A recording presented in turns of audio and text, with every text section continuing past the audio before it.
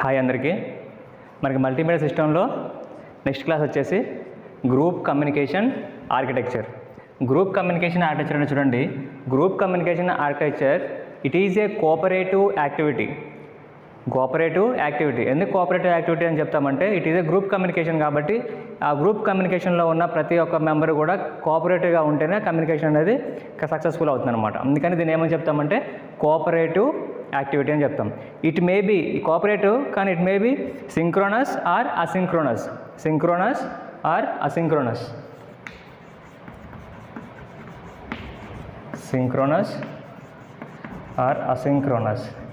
Already మనం previous క్లాస్లో చెప్పినాం సింక్రోనస్ అంటే ఏంటి, అసింక్రోనస్ అంటే ఏంటి.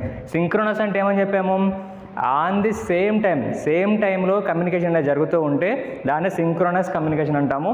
డిఫరెంట్ టైమింగ్లో కమ్యూనికేషన్ జరుగుతూ ఉంటే దాన్ని అసింక్రోనస్ అని చెప్తాం.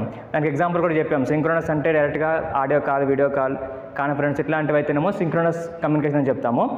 అసింక్రోనస్ అయితేనేమో ఇట్ ఈజ్ ఏ ఈమెయిల్ నుంచి అవ్వచ్చు, లేదంటే ఇంకా వేరే కొంచెం మనం వాట్సాప్లో లేదంటే ఇంకేదైనా టైం తీసుకునే డిఫరెంట్ టైంలో కమ్యూనికేట్ చేసే అన్నింటినీ కూడా మనం అసింక్రోనస్ కమ్యూనికేషన్ అని చెప్తాం. అందుకే ఇక్కడ ఏమని చెప్తున్నాం, group communication is a cooperative activity. అది యాక్టివిటీ అనేది సింక్రోనస్లో అయినా ఉండొచ్చు, అసింక్రోనస్లో అయినా ఉండొచ్చు అని చెప్తున్నాం. నెక్స్ట్ ఇంకేం చెప్తున్నాం, group communication is a centralised control or distributed control. Centralised control are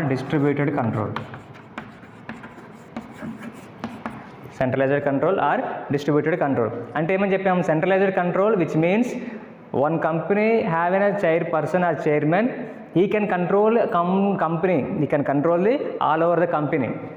Whereas coming to distributed control, it controls only one person, it should be itself task. అతని సొంత టాస్క్ ఏదైతే ఉందో, అతని సొంత వర్క్ ఏదైతే ఉందో ఆ వర్క్ మాత్రమే తను కంట్రోల్ చేయగలుగుతాడు. అట్లాంటిది డిస్ట్రిబ్యూటెడ్ కంట్రోల్ అని చెప్తాము. సెంట్రలైజ్డ్ కంట్రోల్ అయితేనేమో ఒక ఆర్గనైజేషన్ సంబంధించిన ఒక హయ్యర్ అథారిటీ ఎవరైతే ఉంటారో వాళ్ళు ఆ కంపెనీకి సంబంధించి, ఆ డిపార్ట్మెంట్ సంబంధించి అన్నిటినీ కూడా కంట్రోల్ చేస్తారు. దాన్నే సెంట్రలైజ్డ్ కంట్రోల్ అని చెప్తున్నాం. ఇప్పుడు ఏమని చెప్తున్నాం, group communication is a cooperative activity which may be synchronous communication లేదంటే అసింక్రోనస్ కమ్యూనికేషన్ అయి ఉండొచ్చు.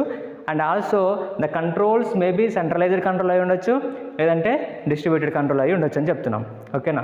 నెక్స్ట్ మరి గ్రూప్ కమ్యూనికేషన్ ఆర్కిటెక్చర్ అనేది ఏమేమి కలిగి ఉంటుంది, మనకి ఏమేమి కన్సిస్ట్ అయి ఉంటుంది అంటే మనకి 3 పార్ట్స్ కన్సిస్ట్ అవుతుంది. ఒకటి సపోర్ట్ మోడల్, సెకండ్ వన్ వచ్చేసి system model and third one interface model. ఒక గ్రూప్ కమ్యూనికేషన్ అనేది ఈ 3 పార్ట్స్ని కలిగి ఉంటుందని మనం చెప్తున్నాం. ఒకటి సపోర్ట్ మోడల్, ఇంకోటి system model and interface model. ఓకేనా. ఇప్పుడు సపోర్ట్ మోడల్ని డిస్కస్ చేసేటప్పుడు ఒకసారి ఇక్కడ ఉన్న డయాగ్రామ్ని చూడండి. సపోర్ట్ మోడల్ అన్నమాట. ఇది సపోర్ట్ మోడల్ సంబంధించిన డయాగ్రాము. ఎందుకు ముందే డ్రా చేసామంటే ఎక్కువ లెంత్ అవుతుంది వీడియో మళ్ళీ డ్రా చేసే టైప్కి అని చెప్పేసి ముందే డ్రా చేసామన్నమాట. ఇక్కడ చూడండి, గ్రూప్ కమ్యూనికేషన్ సపోర్ట్ మోడల్లో ఏమని చెప్తున్నాం, గ్రూప్ కమ్యూనికేషన్ ఏజెంట్స్ ఉన్నారు. గ్రూప్ కమ్యూనికేషన్ ఏజెంట్స్లో ఏమేమి ఉన్నాయి, గ్రూప్ రెండోస్ ఉన్నది, application sharing, conferencing, communication support. Same ప్రతి కమ్యూనికేషన్ ఏజెంట్ ఎవరైతే ఉన్నారో ఒక ఏజెంట్, ఇతనొక ఏజెంట్. ఈ ముగ్గురు ఏజెంట్లు ఏమేమి చేస్తున్నారు చూడండి, గ్రూప్ రెండోస్ చేస్తున్నారు, అప్లికేషన్ షేరింగ్ చేస్తున్నారు, కాన్ఫరెన్సింగ్. దీన్ని కమ్యూనికేషన్ సపోర్ట్ కిందకి మనం కేటగిరీ చేస్తాం. అన్నిట్లో కూడా గ్రూప్ రెండోస్, అప్లికేషన్ షేరింగ్, కాన్ఫరెన్సింగ్, ఇట్లా ముగ్గురు ఏజెంట్స్ ఉన్నారు. ఈ ముగ్గురు ఏజెంట్స్ కలిపి గ్రూప్ కమ్యూనికేషన్ అనేది జరుగుతుంది. ఇక్కడ దేని ద్వారా జరుగుతుంది సపోర్ట్ మోడల్లో అంటే మల్టీ క్యాస్ట్ కమ్యూనికేషన్ నెట్వర్క్. దీన్ని మనం ఏమని చెప్తామంటే మల్టీ పాయింట్ అని చెప్తాం. మల్టీ పాయింట్ నెట్వర్క్ అంటాం. ఎందుకంటే గ్రూప్ కమ్యూనికేషన్ జరిగేటప్పుడు కంపల్సరీగా ఒక నెట్వర్క్ అనేది ఒక సెంటర్ పాయింట్ అనేది ఉండాలి. దాన్ని ఏమని చెప్తున్నామంటే మల్టీ పాయింట్ అంటాము. దాన్నే మల్టీ క్యాస్ట్ కమ్యూనికేషన్ నెట్వర్క్ అంటారు. ఈ నెట్వర్క్ ద్వారా ఏమవుతుంది, ఈ కమ్యూనికేషన్ ఏజెంట్స్ ఎవరైతే ఉన్నారో ఈ ముగ్గురు వీళ్ళు ఇక్కడ గ్రూప్ కమ్యూనికేషన్ అనేది ప్రాసెస్ జరుగుతుందన్నమాట. ఓకేనా. ఇక్కడ చూడండి ఒకసారి డయాగ్రామ్లో ఏమని చెప్తున్నాం, గ్రూప్ రెండోస్.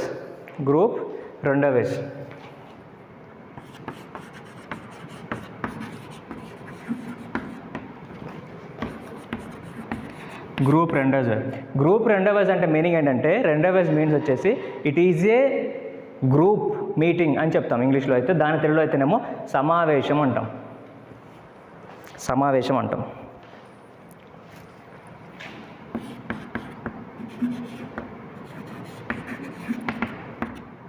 సమావేశం అంటాం గ్రూప్ రెండో వైజ్. దాన్ని ఇక్కడ ఏం చెప్తున్నాం, గ్రూప్ రెండో వైజ్ అంటాం. అంటే ఏమవుతుంది ఇక్కడ, గ్రూప్ కమ్యూనికేషన్ ఏజెంట్ ఏం చేస్తున్నాడు, ఒక గ్రూప్ మీటింగ్ని, దాన్ని రెండో వైజ్ అంటాము. ఈ సమావేశాన్ని గ్రూప్ కమ్యూనికేషన్ ఏజెంట్ ఇక్కడ కండక్ట్ చేస్తారు. ఈ గ్రూప్ కమ్యూనికేషన్ జరగాలంటే కంపల్సరీగా ఒక అప్లికేషన్ టూల్ అనేది అవసరం అవుతుంది. దాన్నే అప్లికేషన్ షేరింగ్ అంటాము. ఇక్కడ గ్రూప్ మీటింగ్ ఆర్గనైజ్ చేస్తున్నాడు ఏజెంట్, ఇక్కడ దానికి సంబంధించిన అప్లికేషన్ టూల్ని కూడా ఇన్స్టాల్ చేస్తున్నాము. ఈ రెండింటిని జరగాలంటే మనకి మెయిన్గా ఇక్కడ కమ్యూనికేషన్ జరగాలంటే కాన్ఫరెన్సింగ్ అనేది ఇంపార్టెంట్. సో కాన్ఫరెన్సింగ్ కూడా ఇక్కడ జరుగుతుంది. This is the support model. ఓకేనా. గ్రూప్ కమ్యూనికేషన్ సపోర్ట్ మోడల్ ఏమని చెప్తున్నాము, గ్రూప్ కమ్యూనికేషన్ ఏజెంట్ కావాలి. ఆ ఏజెంట్ ఏం చేయాలి, ఒక గ్రూప్ మీటింగ్ ఆర్గనైజ్ చేయాలి. దానికి సంబంధించి కమ్యూనికేషన్ కోసం ఒక అప్లికేషన్ టూల్ని షేర్ చేయాలి. దాని తర్వాత కమ్యూనికేషన్ని కాన్ఫరెన్స్ మీటింగ్లో దాన్ని కండక్ట్ చేయాలి. ఓకేనా. This is the support model. Support model. Okay. Next అర్థమైంది కదా. గ్రూప్ రెండో వైజ్, అప్లికేషన్ షేరింగ్, కాన్ఫరెన్సింగ్. కాన్ఫరెన్సింగ్లో చూడండి, కాన్ఫరెన్సింగ్ అంటే ఏంటంటే, మళ్ళీ కాన్ఫరెన్సింగ్ గ్రూప్ మీటింగ్ జరగాలంటే ఒక కాన్ఫరెన్స్ కండక్ట్ చేస్తాము. దానికి సంబంధించిన స్ట్రాటజీస్ ఏముంటాయంటే, కాన్ఫరెన్స్ సంబంధించేసి ఒకటి, కాన్ఫరెన్స్ సంబంధించి షెడ్యూల్ని ప్రిపేర్ చేయాలి. షెడ్యూల్ని ప్రిపేర్ చేయాలి. దాన్నే ఏమంటామంటే, షెడ్యూల్ని ప్రిపేర్ చేయాలి. దాన్నే ఎస్టాబ్లిషింగ్ కాన్ఫరెన్స్. ఎస్టాబ్లిషింగ్ కాన్ఫరెన్స్ అంటే ఆ కాన్ఫరెన్స్ని ఎస్టాబ్లిష్ చేయాలన్నమాట త్రూ మల్టీకాస్ట్ నెట్వర్క్ ద్వారా. నెక్స్ట్ ఏం చేస్తాము, దాన్ని ఎప్పుడు స్టాప్ చేయాలనేది కూడా ఈ కాన్ఫరెన్స్ ముందుగానే సెట్ చేసి పెడతారనమాట.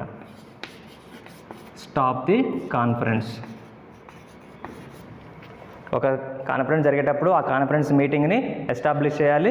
అట్ ద సేమ్ టైం ఆ కాన్ఫరెన్స్ ఎంత టైం వరకు కండక్ట్ చేయాలి, ఆ తర్వాత ఆటోమేటిక్గా క్లోజ్ అవ్వాలి. కాబట్టి దాన్ని స్టాప్ కాన్ఫరెన్స్ కూడా చేస్తాము. ఇంకా ఏం చేస్తాము, ఈ కాన్ఫరెన్స్కి కొంతమంది డైనమిక్గా యాడ్ అవుతుంటారు, కొంతమంది లెఫ్ట్ అవుతూ ఉంటారు. అది కూడా ఇక్కడ మనం కంట్రోల్ చేయాల్సిన అవసరం ఉంటుంది కాన్ఫరెన్స్లో. ఓకేనా. యాడింగ్ లేదంటే లెఫ్ట్ పర్సన్స్. ఒక కాన్ఫరెన్స్ జరిగేటప్పుడు, ఒక మీటింగ్ జరిగేటప్పుడు ఆన్లైన్లో కొంతమంది ఇంట్రెస్ట్ ఉన్న వాళ్ళు యాడ్ అవుతారు, కొంతమంది అందులో నుంచి లెఫ్ట్ అవుతుంటారు బోర్ అనిపించినప్పుడు. అట్లాంటివి కూడా కాన్ఫరెన్స్ మీటింగ్ ఎవరైతే షెడ్యూల్ అరేంజ్ చేస్తారో వాళ్ళు ఇవన్నీ కూడా మెయింటైన్ చేయాలి అని చెప్తున్నాం. It is A support model. రెండో వైజ్ అప్లికేషన్ షేరింగ్ అయితేనేమో అప్లికేషన్ టూల్ని యూజ్ చేయాలి, కాన్ఫరెన్స్ అయితేనేమో ఇవన్నీ మెయింటైన్ చేయాలి.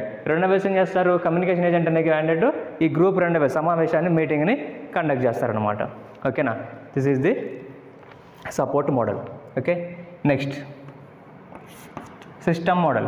సిస్టమ్ మోడల్ అంటే చూడండి, సిస్టమ్ మోడల్ అంటే ఏం లేదు, it is just like A client server model. It is A just like client server model. Client server model అంటే ఏంటి అంటే, ఒక అప్లికేషన్ త్రూ ఇంటర్ఫేస్, ఒక అప్లికేషన్ ద్వారా క్లయింట్ సర్వర్ ఇద్దరు కూడా ఇంటరాక్ట్ అవుతూ with questionnaire and answers. Client అనేవాడు రిక్వెస్ట్ పంపిస్తాడు సర్వర్కి, అది సర్వర్ ఏం చేస్తుంది, క్లయింట్ సైడ్ నుంచి ఆ రిక్వెస్ట్ని రిసీవ్ చేసుకొని సర్వర్ సైడ్ నుంచి దానికి సంబంధించిన రిప్లైని క్లయింట్కి ఇస్తుంది అనమాట. దాన్ని ఏమని చెప్తామంటే సిస్టమ్ మోడల్ అంటాము. దీన్నే మనం క్లయింట్ సర్వర్ మోడల్ అని చెప్తాం. Client server model. ఇది ఎలా ఉంటుందంటే, ఇక్కడ క్లయింట్ ఉంటారు, క్లయింట్ ఏం చేస్తాడు, రిక్వెస్ట్ పంపిస్తాడు. ఎవరికి పంపిస్తాడు, సర్వర్కి పంపిస్తాడు. సర్వర్కి రిక్వెస్ట్ పంపిస్తాడు. సర్వర్ పర్సన్ ఉంటారా, లేదు. సర్వర్ ఏం చేస్తారు, మెయిన్ సర్వర్ ఉంటుంది, ఆ సర్వర్కి రిక్వెస్ట్ పోతుంది. ఈ సర్వర్కి క్లయింట్ ఏదైతే రిక్వెస్ట్ పంపిస్తాడో ఆ రిక్వెస్ట్ సంబంధించిన ఆ రిప్లై ఏం చేస్తుంది, మళ్ళీ క్లయింట్కి సర్వర్ పంపిస్తుంది. దాన్ని మనం రెస్పాన్స్ అంటాం. ఈ విధంగా జరిగే యాక్టివిటీని ఏమంటామంటే సిస్టమ్ మోడల్ అంటాం. It is nothing but client server model అని చెప్తాం. ఓకే. Next interface model. అంటే చూడండి, ఇంటర్ఫేస్ అంటే మీకు ఆల్రెడీ తెలుసు, when we are acting as a mediator. ఎప్పుడైతే ఏదైనా ఒక మనిషి కానీ, ఒక వ్యక్తి కానీ, ఒక వస్తువు కానీ, లేదంటే ఒక మీడియంగా పనిచేస్తుంది అంటే దాన్ని ఏమని చెప్తామంటే ఇంటర్ఫేస్ అని చెప్తాం. అదొక మీడియంగా పనిచేస్తుందంటే ఇంటర్ఫేస్ అని చెప్తాం. ఇక్కడ ఏది ఇంటర్ఫేస్గా పనిచేస్తుంది మనకి గ్రూప్ కమ్యూనికేషన్లో అంటే చూడండి, గ్రూప్ కమ్యూనికేషన్లో మనకి ఇంటర్ఫేస్కి ఏది పనిచేస్తుందంటే ప్రజెంటేషన్ ప్రోటోకాల్.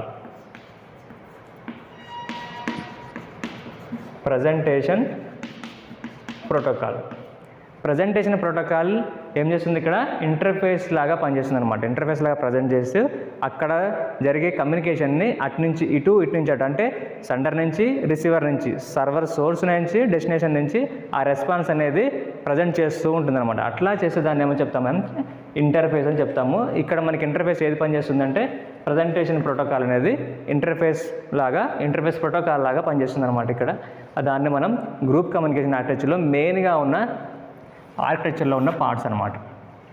ఆర్కిటెక్చర్లో ఉన్న parts support model, system model, interface model. ఈ 3 మోడల్స్ని ఉపయోగించి మనం గ్రూప్ కమ్యూనికేషన్ ఆర్కిటెక్చర్ అనేది డిజైన్ చేస్తాం అనమాట. ఓకేనా. ఇలా ఇండివిజువల్గా ప్రతి ఒక్కటి దానికి సంబంధించిన దాని వరకు చేసుకుంటూ వెళ్ళిపోతుంది అనమాట. ఓకేనా. This is about group communication architecture. We will continue in the next class. Thank you.